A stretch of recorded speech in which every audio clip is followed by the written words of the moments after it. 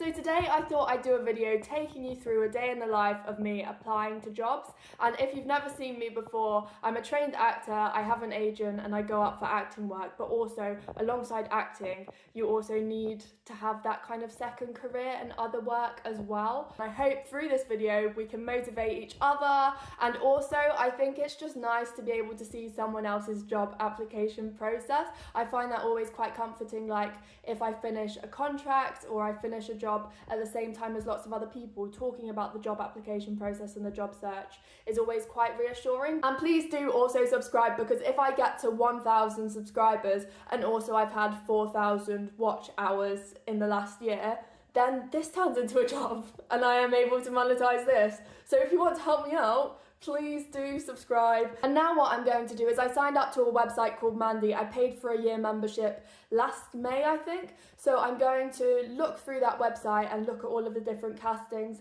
see what I can send off my showreel to now, see what kind of auditions there are that has a bit more material that I might need to prepare and film. So I'm going to look through that website now, and I look through it every morning because I'm signed up to the email updates as well. So it's now been a little bit of time. I feel like it's kind of hard to film everything, but I looked through those jobs on Mandy and then I went out to a driving lesson. But I feel like when I've been applying for jobs, they're either like inconvenient to get to by public transport, or sometimes there's a lot of touring jobs where you tour around different schools or smaller rural venues with acting where they require the actors to drive and be able to drive. So I know that it's quite an employable skill and it's something that is quite time consuming to do, so I'm trying to make the most of the time that I have now. And then I've been working on finalising a cover letter for a job that I started applying for yesterday, and I find the jobs that I'm applying for at the moment mainly through the website Arts Jobs, which has some performing jobs and also various different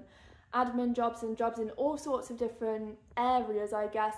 Social media, HR, you can get jobs in, I think, or like catering as well. There's just so many different options of jobs for various different arts organisations. So I feel like because I have arts experience, it's good to apply for jobs on that site. And also I apply for jobs on charity jobs because I did an 11-month maternity cover contract for a charity working in publicity, so I'm trying to play to the kind of strengths and experiences I have. So now it's a little bit later on in the day because I went out to go meet a friend who's actually also applying for jobs, because I think it's nice if you have the opportunity to not be isolated in the process, to take advantage of that, and you can give each other different feedback on different applications, give each other advice, because otherwise, mentally, I don't think it's healthy to just stay by yourself applying for jobs all the time.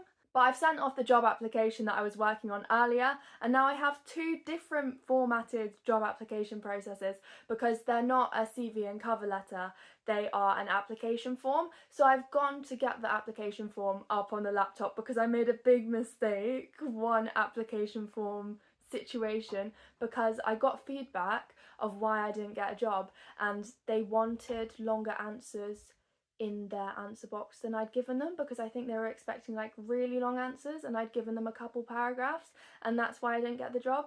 So now I'm extra careful because I've learnt my lesson. So I'm looking at the boxes and I'm trying to be extra careful that I'm giving the right kind of answers for the form.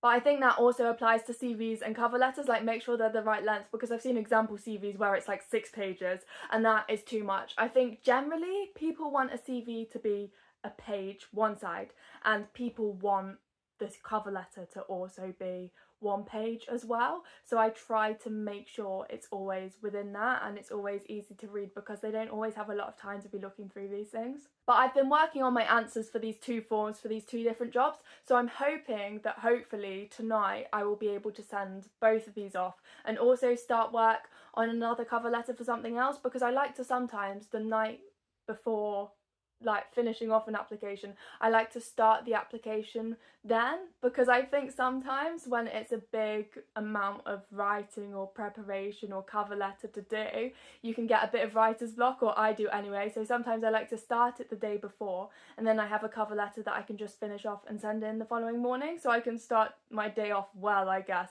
and feel extra productive first thing because I've already made a start on it the night before. Mentally, I just think that motivates me a bit more, so I might do that.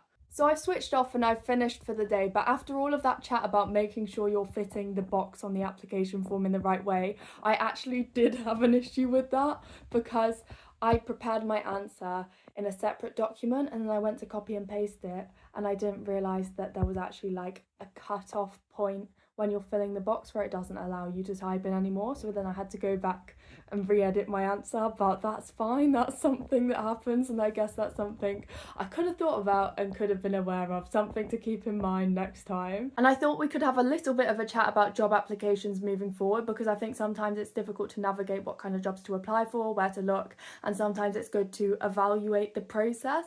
So I feel like what I've realised the importance of in the jobs that I've got and been successful in before is that I've had a personal connection or some kind of link to the company. So I'm trying to gain more links with different companies. So going to different events and going to see shows with companies that I'd want to work with is really valuable in building that connection, so I am someone they know, because it's a lot of like life is about who you know, and that gives you a big advantage. So I'm trying to do the work to know the people. Also, I've been applying to a lot of freelance administration or social media jobs just because those are areas that I have experience in, and having that kind of contract would give me flexibility when occasionally the in-person audition does come up.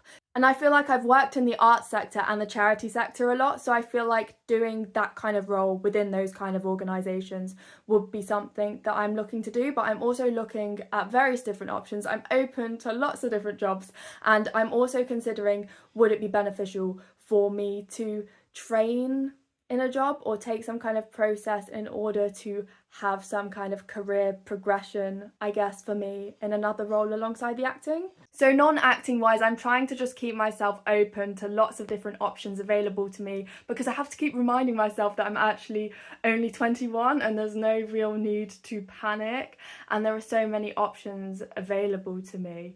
So I'm just like going with the flow, trying my best. So if anyone has any job application thoughts, experiences, advice they'd like to share in the comments, please do, because I love reading the comments. I find them so useful and so interesting. So please do leave me a comment if you'd like to. So thank you so much to everyone for watching. Good luck to everyone who's doing job applications at the moment, and thank you. Bye.